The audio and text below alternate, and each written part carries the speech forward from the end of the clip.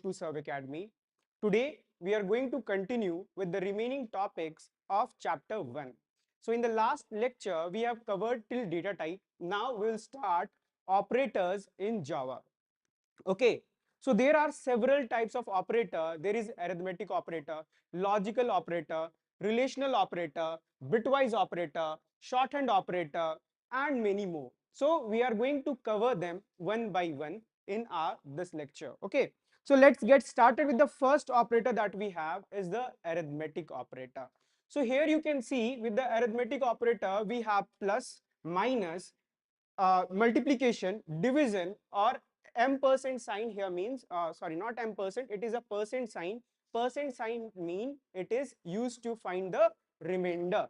Okay, so you have already seen all this arithmetic operator in your previous classes, so we'll not discuss much about this in this lecture. Okay, let's move forward with the next type of operator that we have is the increment and decrement operator. So with increment and decrement operator, it works in two ways. First, in the prefix form, and second is the postfix form. Okay, so what is prefix? What is postfix?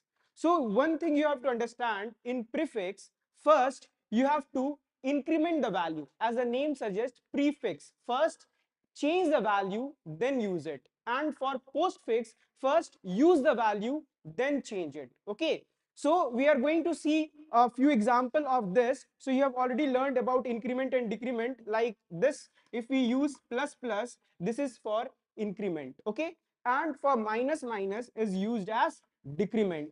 And if we add this to any variable in the front, suppose there is one variable int a is equals to 2, and now what we write is like a plus plus. This means what? A plus plus means postfix. Here what we are doing? We are doing a postfix expression. Okay, so a plus plus will become initial value of a was 2, now it will become 3. All right, and similarly if we write plus plus before the name of the variable, that means we are doing a prefix operation. Okay, now let's move forward. So here is three question. We'll try to solve one by one and see what result we are getting. Okay, so let us see the first question. Here we have int c, one variable is declared as c, and we are doing prefix as well as some postfix calculation. Okay, so here if you see the value of initial value of a is equal to 2. Okay, so you are told to find the value of c. What will be the value of c? You have to compute. All right, now to calculate this we have to keep in mind, like for prefix we have to first increment it or decrement it, then use it. And for prefix, for postfix is that like you have to first use it, then decrement or increment, and for prefix first increment, decrement, then use it. What I mean by this, let us have an example. uh, let us solve this and have a look over here. Okay, so here we have a is equals to 2. So always whenever you get this type of expression, always go in the order of left to right. Okay, then we will see what value we have to compute. First go left to right. We will learn about the associativity. When two operators have same associative same precedence, then the rule of associativity comes. Okay, we'll cover up in the next slides. Okay, so first have a look over here. The value of a is 2. So first we'll go to the right hand side of the equal operator, and first we will check this, what this is. This is prefix or postfix. I have already told, like if plus plus is after the variable, that means it is a postfix. Okay, and here if you have a look, then this is prefix. So you have one prefix and you have one postfix. So how you have to calculate? You have to make one box and you have to assign the value, initial value of a. Initial value of a is given as 2. All right, so you'll write in the box a, initial value of a is 2. Now when you come towards the first expression part, that is the postfix, first you have to use the value. First you have to use the value, then increment it. Okay, So what is the value of A now? What is the current value of A? Current value of A is 2. So first you will use it. That means here you will write 2. Then you are going to increment it. Now the value of A will be 3. All right. Now again there is a plus in between these two. Okay, now there is a plus plus. So again you have to first increment it because it is a prefix. First you have to increment the value. Now again you will increment the value. Now you are going to use that value. So now you will put the value of this after calculating. It will be 4. So what will be the result? 2 plus 4 is equivalent to 6. So what output you are getting? If you calculate this, it will get 6. All right. Next, try to solve this question. I'll give few minutes, then I will solve it. Okay. Try to quickly solve that and write the answer in the comment section. Okay. I'm giving a few seconds. You just try yourself.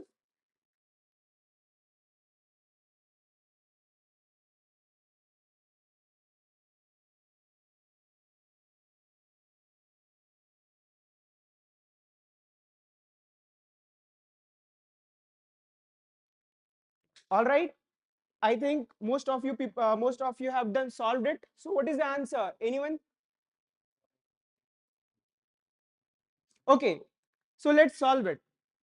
Here again we will apply the same logic that we applied in the last question. Okay, so here we see only one variable is used. So again we will make one box and we'll write the initial value, whatever the initial value is given. Initial value of A is 2. Okay, so we'll write 2 in the box and now we'll compute the expression. Okay, so first we'll come toward this expression. So what this is? This is prefix, means first you have to increment the value. So directly you will go here and first you will increment it. So you will increment it, it will become 3. Now you are going to use it. Now you are going to use it. What is the current value after increment? Current value is 3. Next you have again plus plus. Now the current value is 3. Again you are first going to increment that value. It will become 4. Now you will use it. So this value will correspond to 4. All right. Similarly, now you see, like first you have to use it. This is a postfix. That means first you have to use the value. So what is the current value? Current value is 4. So again you are going to use over here 4. Now you are going to increment the value. So now you will increment the value. Now it will become 5. All right. Next we have plus plus. This is prefix. So first you will increment the value. First you are going to increment the value. Then you are going to use it. So now this will become 6. So if you calculate 6 plus 4 is 10 plus 14 plus 3, that is equivalent to 17. All right. Okay. Now let's have a look toward the third question. In the third question, we have two variables. So manually, what we did in the last question, similarly, we have to try the same logic in this question as well. And now we have to create two boxes, one for A, another one for B. All right. So we'll make two boxes. Let's quickly make A and then this is for B. So what is the initial value given over here? Initial value of A is 2. All right. And the initial value of B is 4. Okay. Now come over here. First we see like this is plus plus A. Plus plus A means it is a prefix. So first you are going to go over here and first increment the value. Now the value of A is 3. Okay. After incrementing it, now you are going to use that value. So that value will be 3. All right. Now what we see? B plus plus. So first you have to use the value. That is a postfix. All right. So what is the current value of B? Current value of B is 4. So first we are going to use the current value of B, that is 4, and then we are going to increment the value. That means the value of B will become 5. All right. Next, again we have plus plus B. That means again you have to first increment the value, then use it. So 5 will become 6. Now you are going to use it. So it will become 6. All right. Next we have plus plus A. So what is the value of A? A is 3. So this is a postfix. So first we have to use the value, then increment it. All right. So first we will use it, then the value of A will be incremented. All right. Next we have plus, minus, minus. That means decrement. So first we have to decrease the value of B. So what is the value of B? Value of B is 6. So it will become 5. All right. Now after decrementing it, now we are going to use the value of B. So what will be the value of, what is the current value of B? It is 5. All right. Next we have B. First we have to use the value, then decrement it. What is the current value? 5. Then we are going to decrement it. So it will become 4. All right. Next we have A plus plus. That means first use the value of A. So what is the current value of A is 4. All right. Try to find the sum. What will be the value? 6 plus 4 is 10. 6, 4, 10. Now we have 15 plus 20. All right. So we have 24 plus 6. That is equivalent to 30. All right. So like this way, you will be asked in your exam to compute the value of the expression, and similarly using this logic, if you will try to solve, you will always get the correct answer. Got it? Now next. So next operator that we have is the relational operator. Relational operator is also called as a comparison operator. Okay, so what I mean by this, suppose you have to check whether the value, suppose I write over here, one variable is there, int a is equals to 2. Now I have to check whether the value of a is 2 or not. I have to write a condition whether a value of a is 2 or not. So how I will write? I will write if a is double equal to 2.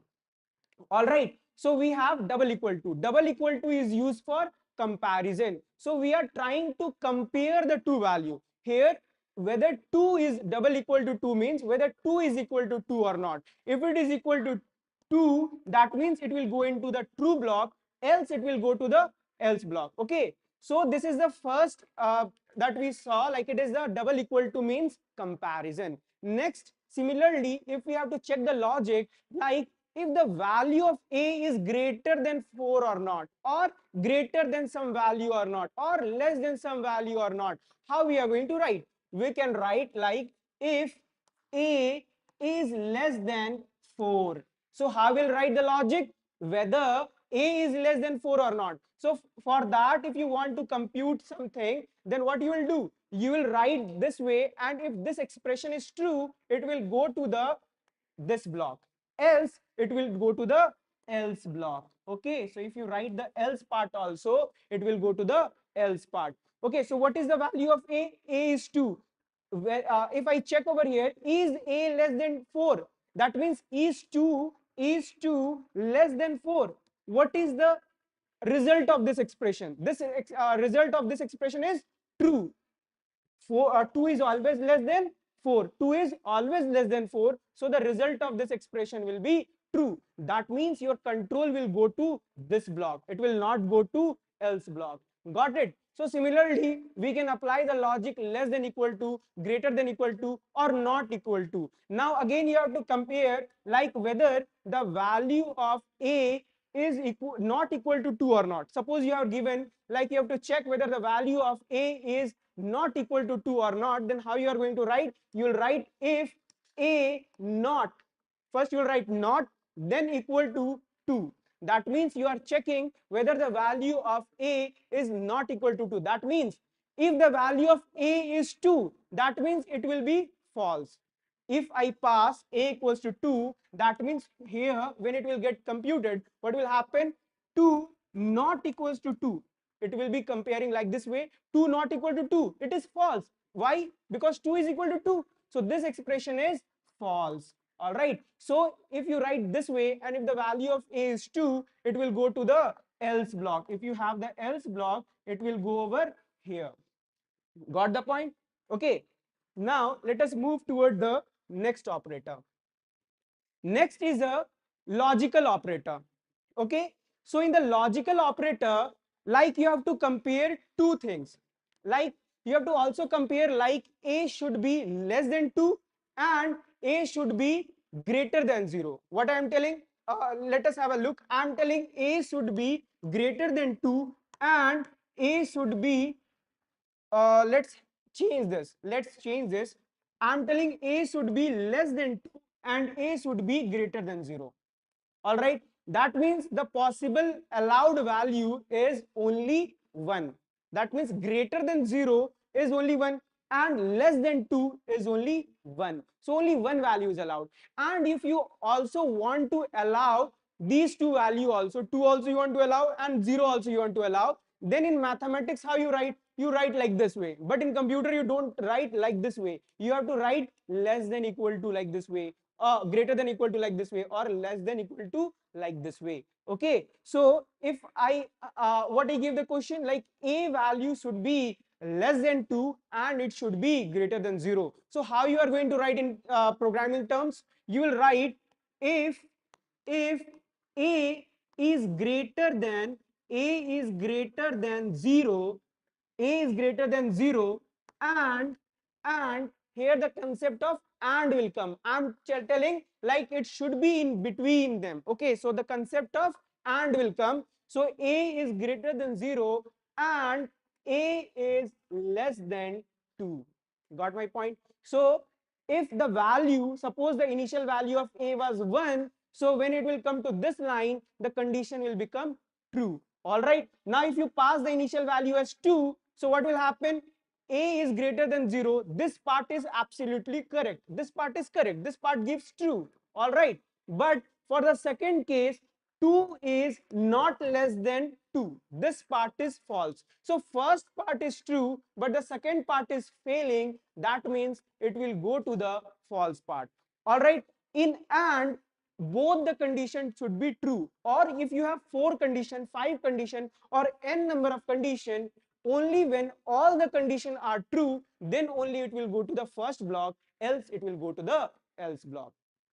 All right. Next we have or operator. Suppose if I say like the value of a can be greater than 2 or it can be less than 0. I'm telling the value of a can be greater than 0, 2, or it can be less than 0. That means possible allowed values are greater than 2. That means 3, 4, 5 up till n number of terms. Okay, and less than 0, that means the negative number I'm telling you to accept. All right. So how you are going to write the logic in that scenario? Here the concept of or is coming. You are telling whether this should be the number or this should be the number. Then you have to write the logic like this way: if a greater than 2, or for or we give double pipe sign. Okay, single pipe and then again one pipe. All right, and then we can write a is less than 0. This means like whether the left part is true or the right part is true, the condition will become true. All right. If this is also true, suppose this is true and this is false, still it is, this expression is true. All right. That means for or operator, any one expression is true, then that becomes true. All right. Now, now let's move towards the next operator that we have, that is a not operator. So I think already we covered in the last one, like we covered like a not equals to 2. Similarly, here we have if we apply not, that means we are doing a not operation on this. Like suppose if I show you, like again, if suppose you have a boolean value, suppose you have a boolean value, suppose uh, boolean, suppose you have a is equals to true. All right, suppose you have a equals to true. Now in a, if you write not of a, you write not of a, that means your value will be first changed. Like if it is true, then if you apply a not, that means you are changing it to false. So what will be the value over here? It will become not of true will become false. Not of true will become false. So if the value of A is true, I'm telling not of that. Not of that means I'm telling it to change from true to false. If this value will be false, it will become true. All right. That means if my value of A is true, this expression will become false. All right. And if the value of A is false, this expression will become true. All right. So this is the point you have to keep in mind. Now let's move toward the next operator. Next operator is a shift operator. So we have three types of shift operator. One is a left shift, and right shift with fill zero. Okay. So we are going to look with an example of this, what it means. Okay. Now let's move toward the question. Then with the question, we'll try to understand the concept. So the first question says, for right shift 1.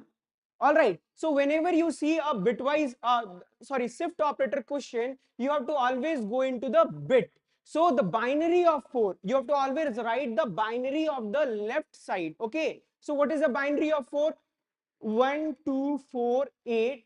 Now I have to write the binary of any number. I have to write the binary of 4. Now I will give 1 over here, and the remaining places I will write 0. So binary of 4 is 1, 0, 0. Now I am telling the binary of 4 is 1, 0, 0, and now I am trying you to say like shift 1 bit towards the right. So if I write 4 in binary, it will be 4, 0, 0. Now I am telling you to shift 1 bit towards the right. Shift 1 bit toward the right means I'm telling you to remove 1 bit from the right. I'm telling you to move 1 bit towards the right. There is no blank space on the right.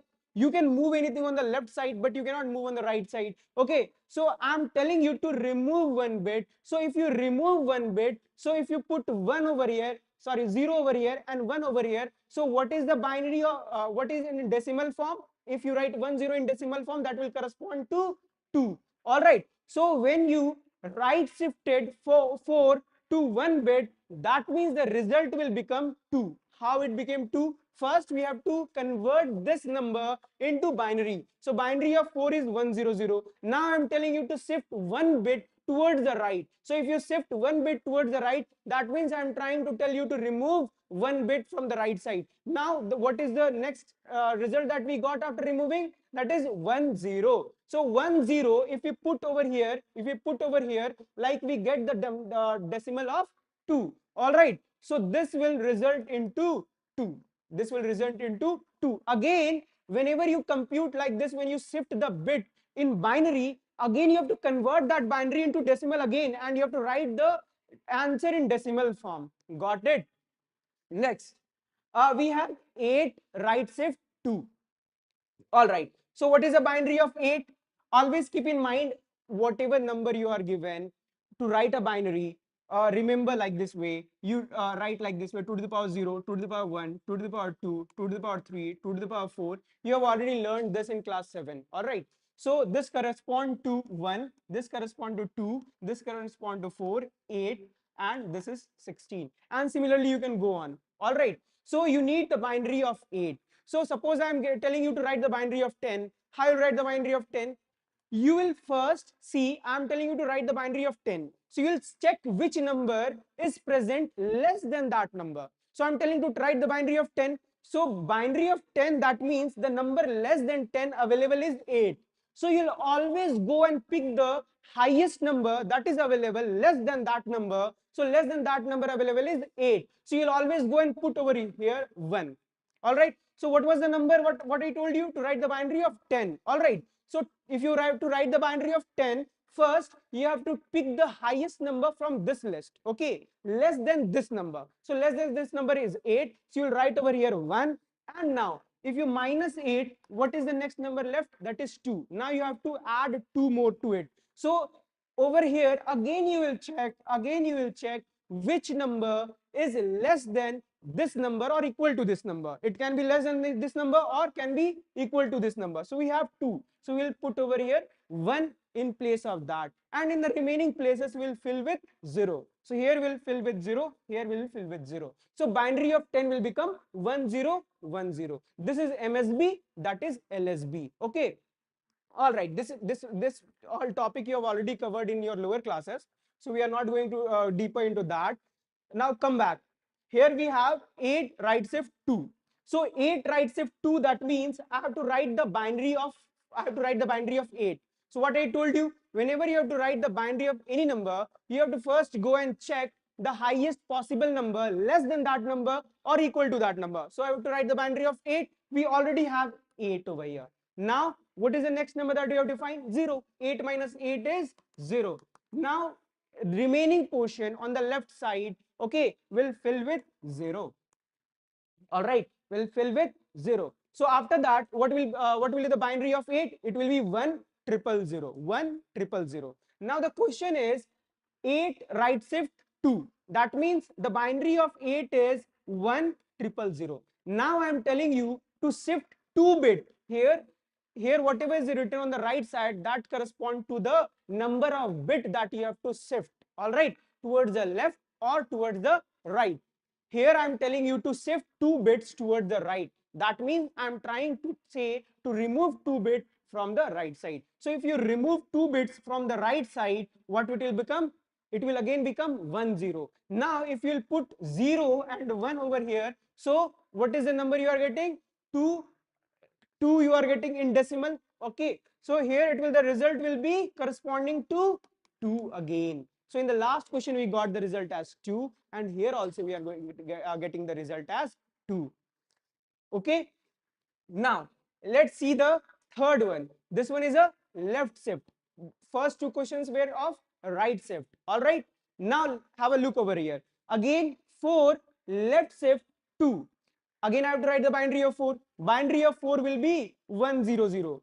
1 0 0. Now I am telling you to shift 2 bit towards the left. So whenever you will shift 2 bits towards the left, see how you are going to shift. First you will place 2 empty places. First you will create 2 empty places. This bit is going to come over here. All right, now this bit is going to come over here. All right, so this will become 1, this will become 0. Now this bit is going to come over here, and this bit is going to come over here. All right, so we are shifting 2 bits towards the left side. All right, so it become 1 0. This will become 0 0 and 0. All right, and the remaining places that we shifted, again we have to fill with 0. So like we had only for 4 1 0 0. So what I told you, you have to shift the bit towards the right. That means this will come to this place, this will come to this place, this 0 will come to the second place, this will come to the third place. Now you are left with 2 empty bits. So you are going to put 0 over here. All right, so again you calculate it 1 2 4 8 16. So in terms of 16 only you have 1. That means it is the decimal of 16. Okay, so the result will be 16 over here. Got it? So with like this way, you have to calculate the value and you have to write the answer. All right, now let's move forward with the next type of operator that we have. So this was the bitwise operator that I was telling you about in the previous slides. We covered about the logical one. Now this is a bitwise one. Again, you have to compute similar to what we were doing in shift operator. Again, whenever the question comes, like whenever the question comes for bitwise operator, there are three types of bitwise operator. This is single AND. Don't get confused with single AND and double AND. Double AND is a logical operator. Double AND is a logical operator, whereas single AND is a bitwise operator. Single AND is a bitwise operator and double AND is a logical operator. Got it? So here single AND, single OR, single, this two are single. Okay. So then that means you have to write and means what? And means what here? It is a bitwise. Always pronounced like this way. It is a bitwise and bitwise OR. Okay. And it is XOR and this is complement. All right. Now, whenever you are asked to explain about this type of operator, always try to write the truth table. All right. So how we are going to create the truth table?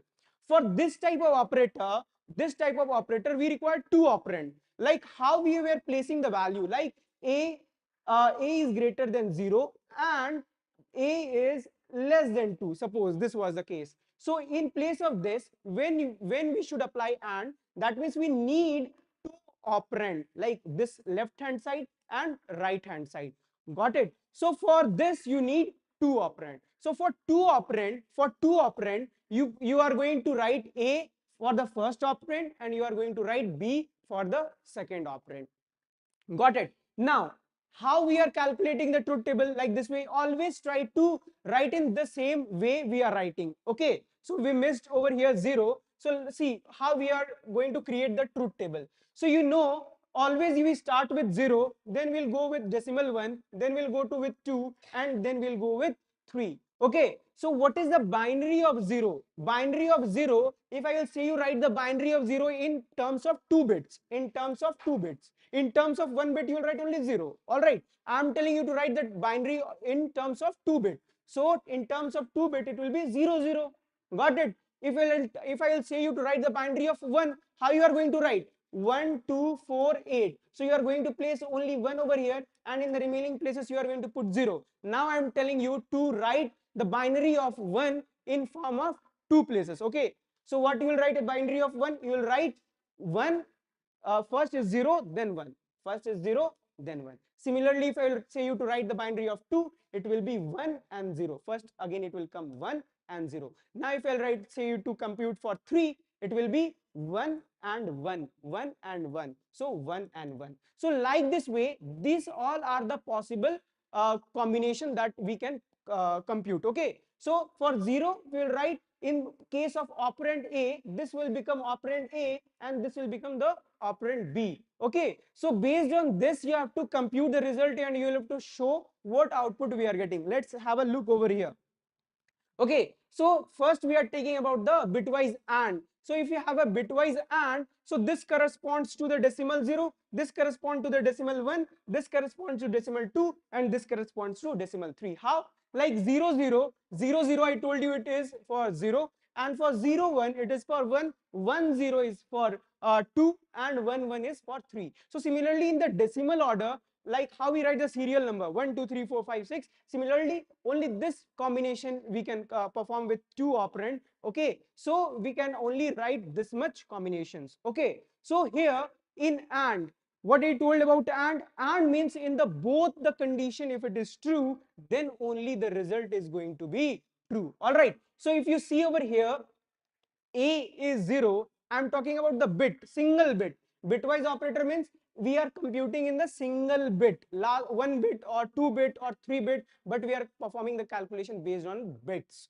All right, so the value of A is 0 and the value of B is 0. So 0 and 0 is equivalent to 0. That means false. Here 0 means false, and apart from 0 you will always get 1. That is, in computer we have 0 and 1. So 0 corresponds to false and 1 corresponds to true. That means whenever one operand is 0, that means one operand is false and the other operand is also false, and you have bitwise AND, so you'll always get the result as false.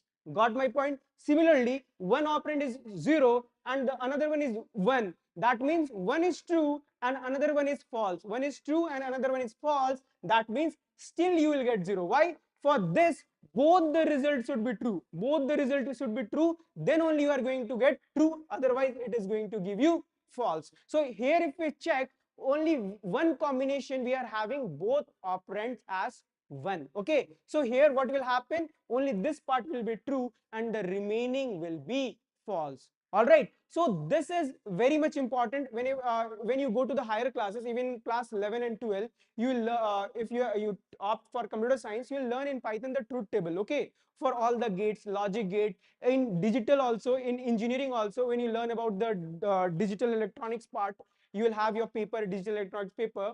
So that time also, when you will learn about the logic gate, you are going to come across this type of truth table. Okay, now let's move forward. Next we have bitwise OR. So here OR means if any one of them are true, the result will be true. All right, so what we see over here, we have A is 0 and B is 0. So what we are getting? Still we are getting false. Why? Because both of them are false. If both of them are false, we'll get the value as false. All right, here if we check, one is false and another one is true, we are getting true. Why? For OR, if any one of them is true, the result will be true. All right, similarly if you check over here 1 or 0, it will give 1, and 1 on 1 both are true, obviously the result will be true. Got it? Now let's move towards the next one. We have, this is called exclusive OR. This is XOR means exclusive OR. So here what is the concept? When you see both the bits are different, keep in mind for exclusive OR, when both the bit are same, when both bit are same, the result will be false. Keep in mind, when both the bit are same, result will be false, and when both the bit are different, then the result will be true. All right, here you check, both the bit are same, result is false. When both the bit are different, one is 0 and another one is false, one is false and another one is true, then you get the result as true. All right, here also you see like both the bit are different, you get 1. Here again we have both the bit as same, the result will be false. Got it? So you have to keep in mind that it is a exclusive OR. All right, now let's move forward. We have complement. Complement means here like the if your complement is added on only single operand. Okay, here two operand is not allowed, it is only used in only one operand. Okay, so we have only one operand, so what all possible values we have? We have only 0 and only 1. All right, so we have only two values. So if the value of a is 0, so if we write a complement of a, that means the result will become true. If the initial value of a was 0, then it will become 1, or it was false, it will become true. Similarly, if it was false, in the second case, if it is 1, it will become 0, or if it was true, it will become 0. All right, now let's move forward. Next we have assignment operator. So in the last slide, what we saw like two double equal to sign. Two double equal to sign means comparison. Always keep in mind comparison. I'm comparing the left hand side with my right hand side. Okay, so that is comparison. And assignment means we are assigning some value to the variable. Like you have this type of container. Okay, so you have a, I will say to store 2 into that container, 2 into that container. That means I'm trying to say you to initialize the value of a with 2, or store the value of a with 2. Okay, so what we see over here, we see like int a is equals to 5. That means we are trying to store the value 5 into a. So the arrow is from 5 to a. That means we are storing 5 into the variable a. All right, so this is used for assignment. All right, so double equal to sign is used for comparison, and single equal to sign is used for assignment. Got it? Next, we have conditional operator. So this is also known as ternary operator. This conditional operator is also known as ternary operator. So what I mean by the ternary operator, so whenever you write, suppose you are given example, this type of question will come in your board exam also. You will be given a if block, and you will be told to change the if block or replace the if block with ternary block. All right, so how we write the logic? Suppose we have a greater than 0, then SOPLN system.out.println greater. Suppose this is a question. Else SOPLN, it is system.out.println smaller. So if I give you this question, and if I say you to change this block into ternary operator, okay, like you have to use a ternary operator. How you are going to do that? So for this, what I told, like first you have to write the condition. You have two parts. First is the question mark, then you have the semicolon mark. So in the question mark, before the question mark, we write the expression, or we write the condition. So whatever condition we are writing in the if part, we'll write over here like a is greater than 0. All right, next, after question mark, we'll write the true block. Like this was my true part. If the condition was true, this will get computed. Okay, so after question mark, we'll write the true block, or the true block. Here I am writing true block. Okay, if the condition is true, I am going to the true block or the if block. All right, and here you write like this way, it is if block, and after semicolon, after colon, it will go to the else block.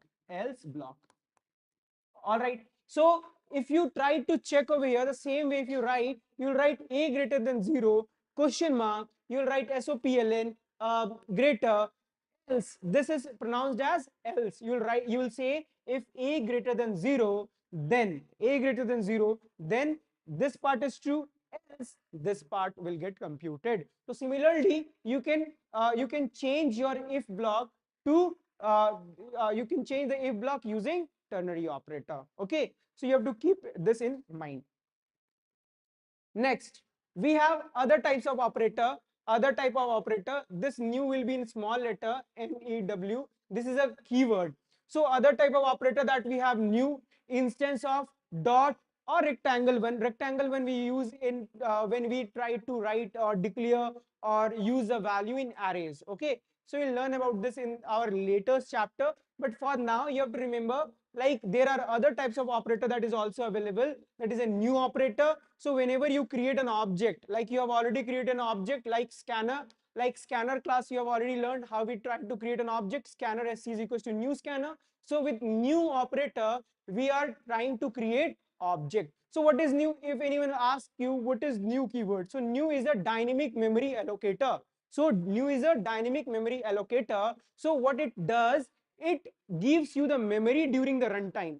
What it is doing, it is giving you the memory during the runtime. Suppose you want to compute something and you want some memory and you want some place. So using new operator, we create an object, and the compiler or the program is going to give you some memory blocks on that system, and that is going to return you the address of that memory block, and you can do your calculation or whatever stuff you are trying to do. All right. So new is what? New is a dynamic memory allocator.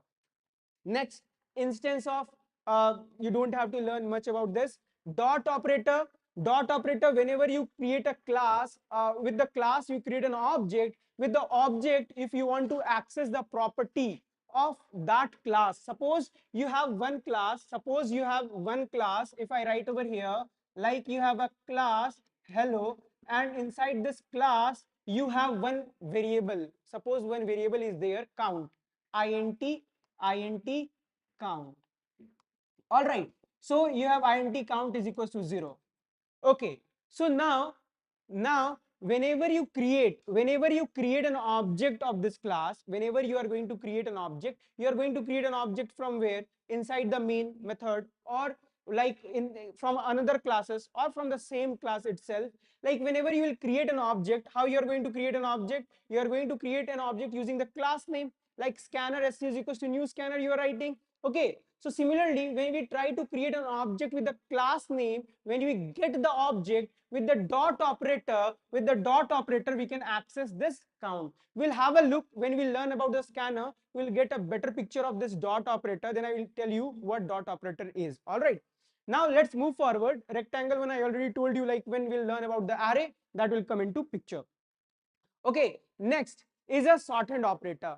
So suppose if you have something like this, if you write a is equals to a plus 2, got it? So you are writing like this way, you are telling like you have a, and suppose the value of a initially was 2, and now you are telling to increment the value of a with 2. Okay, so it will become 4. Similarly, instead of writing like this way, you can write like this way also, a plus is equals to 2. This means the same thing. Okay, this means a is equals to a plus 2. We are removing this unnecessary, this again, that a we are writing, and we are writing like this way. So this forms a shorthand operator. Similarly, you can write for into also, that is a multiplication, also for division also. Suppose if you want to divide, a is equals to a divide, like this way, if you write a divide 2. Okay, so if you want to write the same thing into shorthand operator, you will write a divide equals to 2. This means a is equals to a divided by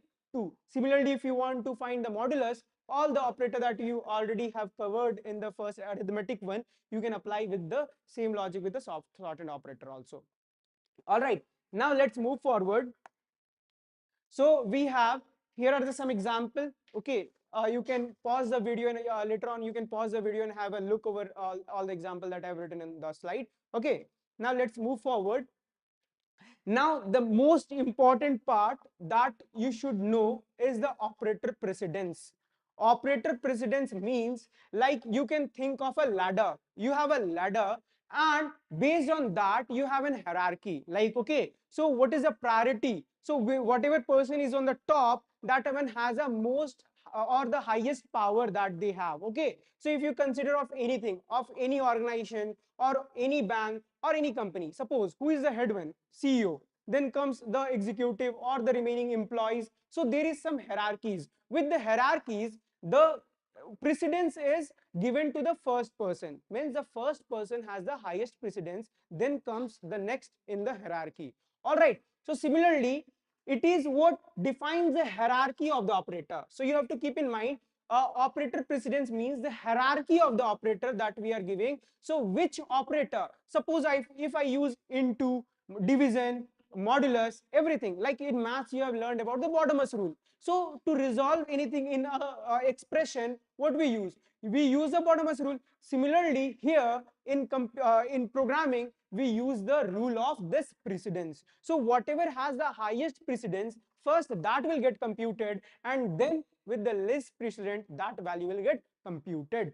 All right. So what I told you, operator with the higher precedence are evaluated first. So those operator with the highest precedence, first they will be calculated, then the remaining one will be calculated. Imagine them as a ladder. I already told you, imagine this as a ladder, and with a higher levels. So if you are in the higher levels, so you have a higher precedence. Similarly, operator, suppose you two people or all the students of class 9 are on the same level. So class 10 is higher than you, and class 9 is in the same, means you are in the same level. Okay, so if you are on the same level, suppose two of your friends comes to me and they say, give me some chocolate or give me anything.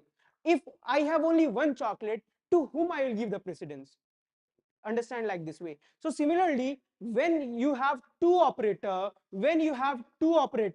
so and both operator have same precedence, you will give priority based on associativity. So the next concept comes as associativity. So if the two operator has same precedence, like plus and minus has same precedence, so suppose plus, one person comes with plus and another person will come with minus, so to whom I will give the precedence? I will give the precedence to that person who has came first.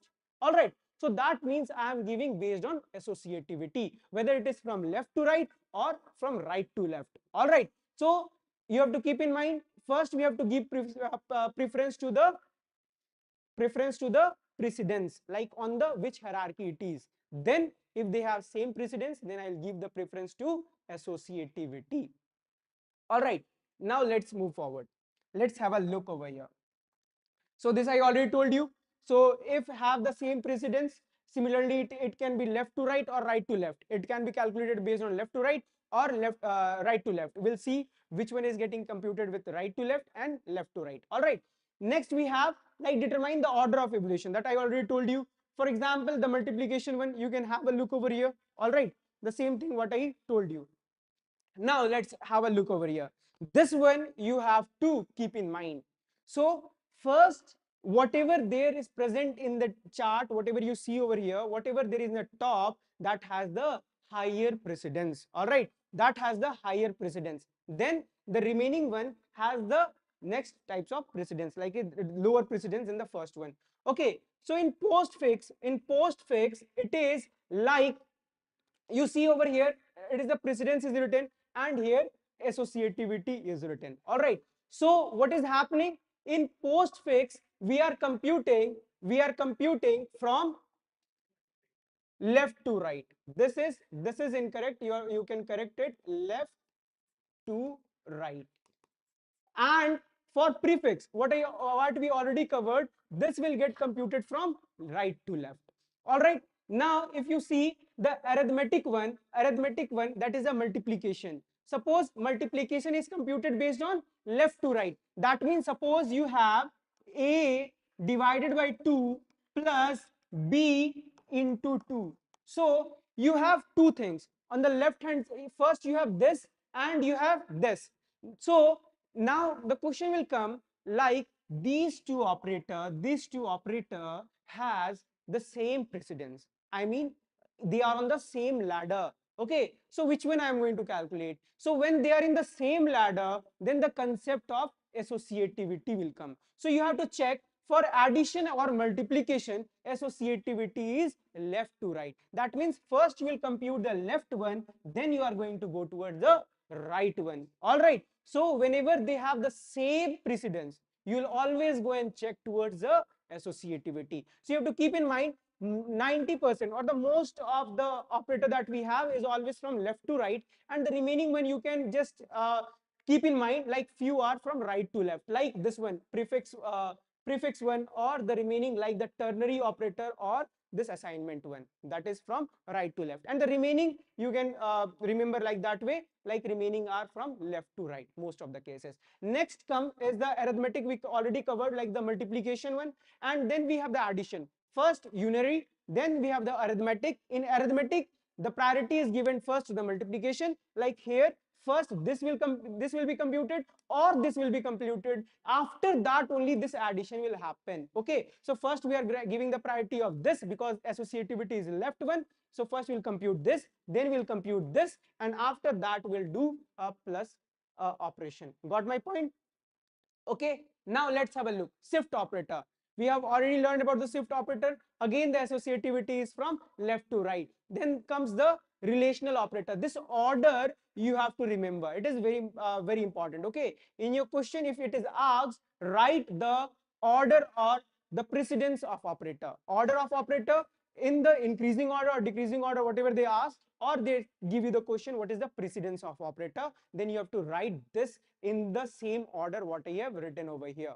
Okay, so first will be unary, then it will be arithmetic, then it will be shift, then relational. Relational I already covered, like relational, or then we have bitwise. Bitwise is what? Bitwise and bitwise or XOR, or like all this operator that we already covered. Then we have the logical operator. This is logical and logical or logical, or we covered. Okay, then we have the ternary operator. So in an expression, when you will get like combination of 2 to 3 operator, then first you'll have to check which operator has the highest precedence. Then based on that, you will calculate the value of that one, and then you are going to compute for the remaining part. Got it? So keep in mind, you can pause the video and you can have a note on this. You can write a note of this. All right. Now move forward. Like we have covered, we have completed the chapter, like already in class 9 you have learned about the operators in Java. That chapter is already completed. Now we have input in Java. In this lecture we'll be covering only the theoretical part. In the next lecture we are going to write the program on this input, using input Java we are going to write some program. So let us have a look over here.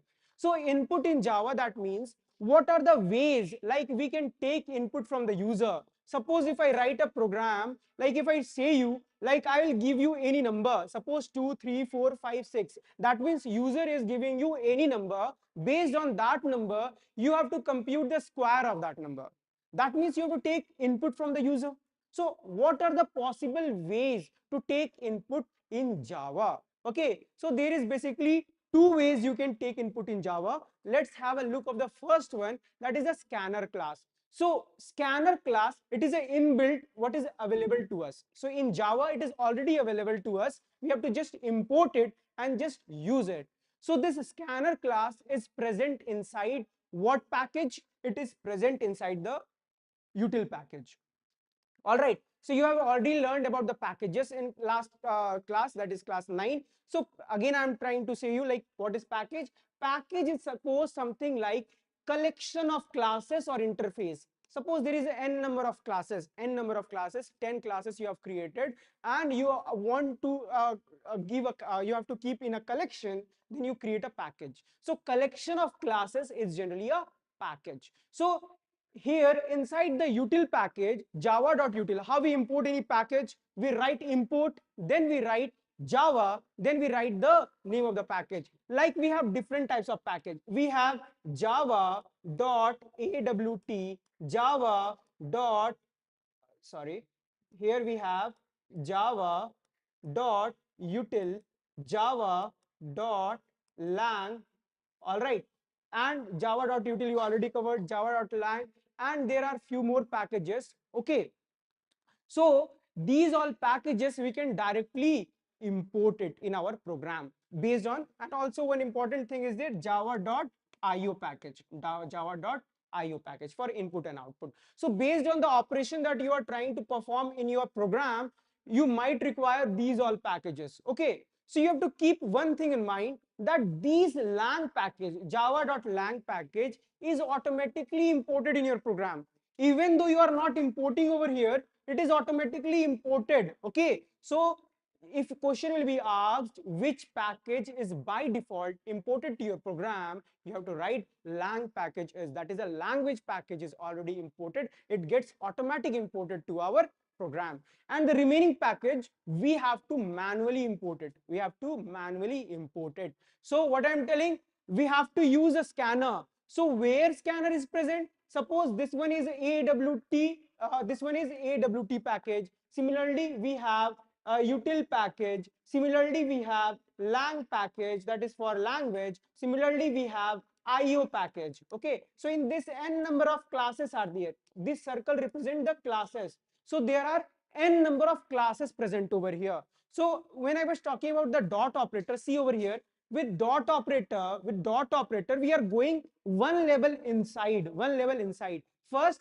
this, all of them are inside java, all of them are inside java. So inside java we have one package, so we are going one level. You can understand this as a folder structure. So if you create one folder in your desktop, and inside that folder again you create 3-4 folders, so how you are going one folder inside that? By clicking, double clicking on that. Similarly, if you want to go one deeper into that, we are going to use a dot operator. So first is Java. Inside Java, after that we are what we are writing, Java dot lang we are doing. That means we are trying to access the lang packages. Similarly, we are doing util. So we are going inside this one. You are going inside the util. So inside util, there are n number of classes. There is n number of classes, but we are only concerned about this scanner class. All right, so we are only concerned, suppose this one is a scanner class.